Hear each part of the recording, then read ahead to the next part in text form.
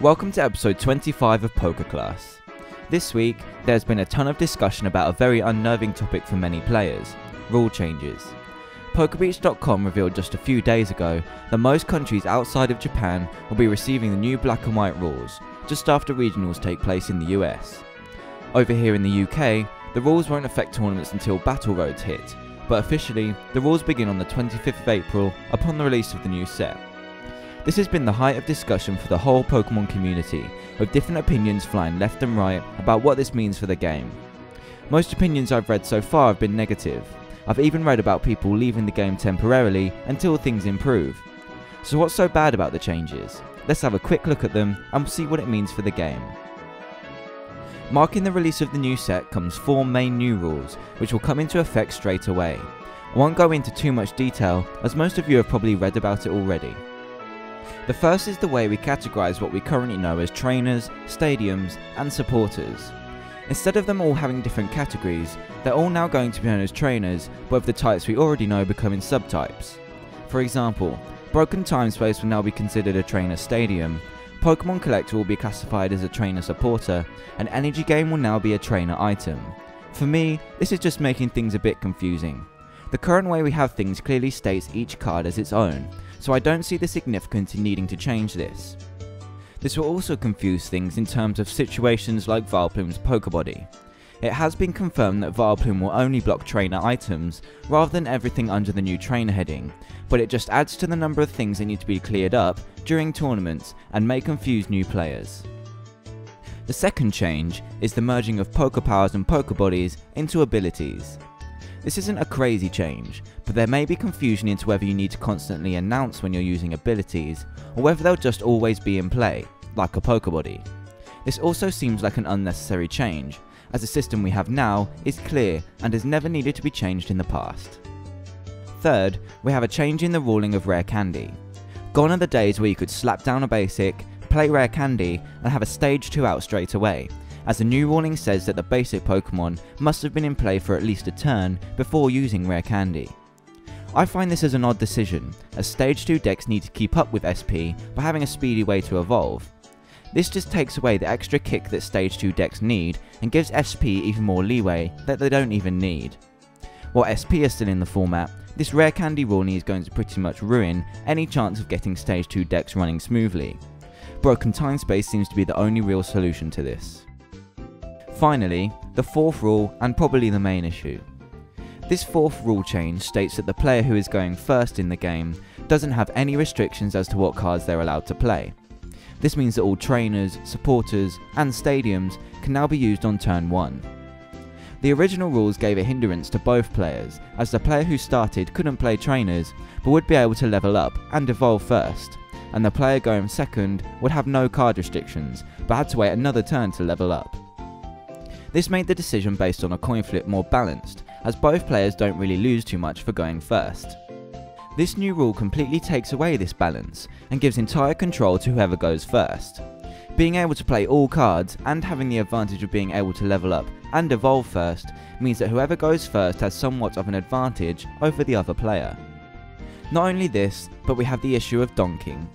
No one likes to lose on the first turn, without even drawing a card. With these new rules, it will become more popular. Decks like Uxie have been played in some high-ranked tournaments, and could probably donk 90% of the time if they went second, as they're allowed to play trainers. With these new rules, Uxie will be able to increase that percentage, as they can play as many cards as they like on the first turn. A bigger issue than this comes in the form of Sableye. With Uxie you still need to go first to be able to donk, before your opponent can fill their bench. But Sableye takes away that random decision of who goes first with its overeager Pokebody. Many people have been talking about how this card will break the format being played as a donk deck, but how are we going to stop it? The rest of this episode will explore the limited ways of stopping this potential force. Sableye, one of 4 potential starters in the world of deck building. Aside from Jirachi, Smeargle, and Spiritomb, Sableye is the first port of call for many decks, such as Sableye, Gyarados, and any other deck that needs to grab quick supporters. Let's have a quick look at the card itself, and then take a look at it in perspective of the new rules. Sableye has 60 HP, pretty standard for a basic. is of darkness typing and has a useful colourless resistance, which saves it from being donked by Pokemon such as Ambipom G and Garchomp C. It also has a single retreat cost, making it perfect for attaching Unknown Q after it has performed its duty as a starter. Its attacks and Pokebody is where Sableye becomes interesting. Overeager is Sableye's Pokebody, and the effect of it causes you to take the first turn if you begin with it in the active position at the start of the game. Now, going first in this current application of the rules isn't the best, as you can't place supporters, trainers or stadiums, but that's where Sableye's first attack comes in. Impersonate is a free attack, and when used, it allows you to search your deck for a supporter card, discard it, and then use its effect. This is what makes going first with Sableye a good thing. Without being able to use any supporters in your first turn, you can get a potentially great head start for your next turn by dragging any supporter from your deck and getting what you need. Using Impersonate can grab you an early collector to search for basics, give you the chance to limit your opponent's hand with Cyrus's initiative, or even cut both hands down to 4 by using Judge. Whatever decks you and your opponent are playing, you can choose the perfect supporter for the situation, which is a rare thing with only a couple of cards in the current format that can do this. Sableye's second attack is also a good one. Overconfident does 10 base damage, but the catch is that if the opponent's active has less remaining HP than Sableye, the attack does 40 instead. This still doesn't sound like much, but when paired with special Dark Energy and a Flash Bite, Sableye can take down an opposing 60 HP basic, possibly getting the donk. This also doesn't account for using Poke Turn to add damage to the opposing basic. Now, this is the attack which is causing some issues right now, but I'll talk about that more in a second. So that's the basics of Sableye as it stands now. Let's fast forward to the 25th of April and we have a completely different story. The new black and white rules come into effect on that date, and from the changes mentioned earlier in the episode, the one that works for Sableye is being able to use trainers on your first turn. Remember what I said about Sableye's overeager Pokebody and overconfident attack? Well, this is where Sableye will become oh so powerful. As mentioned before, donk decks currently thrive off of going second, so they can play their deck full of trainers to get the turn 1 win. But now that we can all play trainers if we go first, why not force yourself to go first? This is where Sableye's Pokebody comes in. Starting with Sableye in the active spot means that you can go first, as long as your opponent doesn't start with Sableye also. This takes full advantage of the new rules, forcing yourself to go first and start getting set up. But what makes Sableye even more of a pain is its overconfident attack, an attack that already donks in this format, even going first with a lucky hand. Now the luck of that hand doesn't need to be there, as the new rules allow you to get what you need for the donk rather than hoping for it. Cards like Pokemon Collector will grab key damage droppers such as Crobat G, search cards like Unknown Dark, and draw cards like Uxie, which can all be played in the same turn, aiding the donk potential. You will also be able to play Seeker, Pokedraw Plus, Victory Medal, Pokeblower Plus, Poker Turns, and an array of other cards you'll find in all donk decks. Pair this with the ability to search out special darkness energy you need with Unknown Dark, mentioned earlier, and you have a donking recipe ready to be used. This strategy was picked up by almost every single player straight away, and provides the perfect combination for the turn 1 win, and doesn't rely on the luck of a coin flip either. This is why Sableye, now known as Sabledonk, will become one of the most feared decks in the time span between now and the end of Worlds. With the donk becoming inevitable if you don't start with many basics against the Sableye, how are we going to stop this force? Here's a small list of potential ways we can stop this donking problem. Strategy 1 is a simple one. Play your own Sableye as a starter. This means that the donk reverts back to relying on a coin flip as to whether it will happen or not. This isn't a foolproof plan, but if you manage to win the coin flip with that 50% chance, you can start to prepare yourself from being taken out by a swift overconfident. Strategy 2 is to play a different starter mentioned at the beginning of the episode, Spiritomb. Starting with this card means that the person playing Sabledonk opposite you won't be able to play their entire deck of trainers, giving you the automatic upper hand. The only problem with this is that it locks yourself as well, so you have to build a deck that doesn't rely on trainers, making it slower. Also, if you're going to be using Spiritomb to Darkness Grace into higher stage benched Pokemon, Sableye will still be able to KO you, as you're placing damage counters on Spiritomb to fuel an overconfident attack. With them still being able to play Pokemon Collector, they can search out Unknown Dark to search for special darkness they need to KO Spiritomb and break out of the trainer lock early.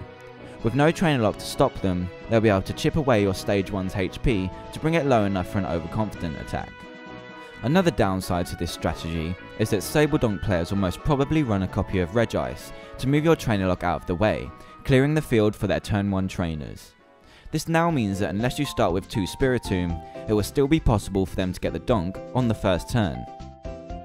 Strategy 3 will only work if you've won a Sableye vs Sableye coin flip, or you've survived the donk the first time round, and comes in the form of Mesprit. Winning a coin flip will put you in a great position to use Mesprit's Psychic Bind on them before they can start using their Crobats, Uxies, and Unknown to get what they need for the donk. 1 or 2 turns of this will keep them at bay long enough for you to KO the low HP Pokemon they run, and gives you a chance to donk them before they do it to you.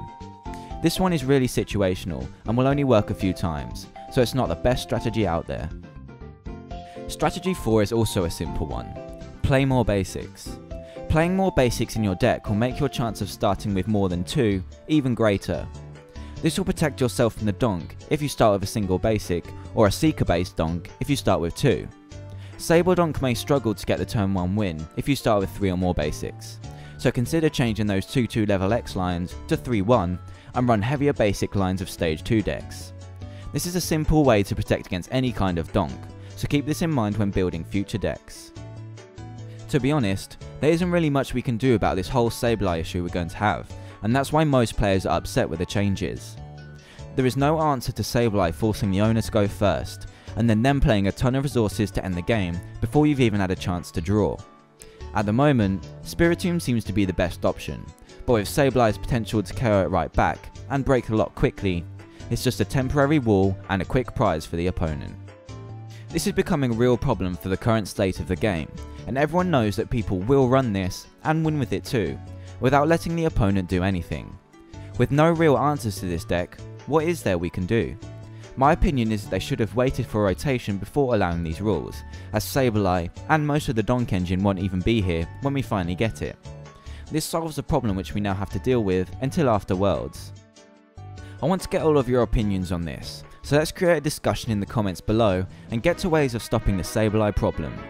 Could we end up the same as Yu-Gi-Oh! And see a turn 1 win deck become the winner of Worlds?